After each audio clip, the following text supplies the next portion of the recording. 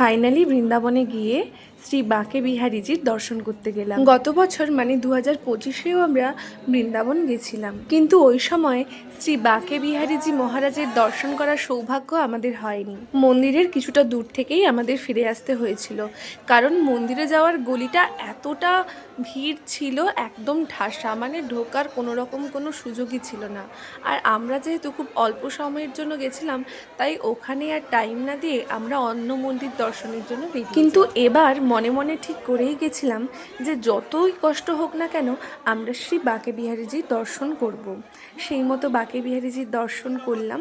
আর গত বছরে সেই অপূর্ণ আশাটা, যেটা হয়নি বলে মন খারাপ করে বাড়ি এসেছিলাম, সেই আশাটা যে 1 বছরের মাথায় এভাবে পূরণ করবে ভগবান, সেটা আমি কখনোই ভাবি। কিন্তু এবারেও অনেক আফসোস থেকে গেছে।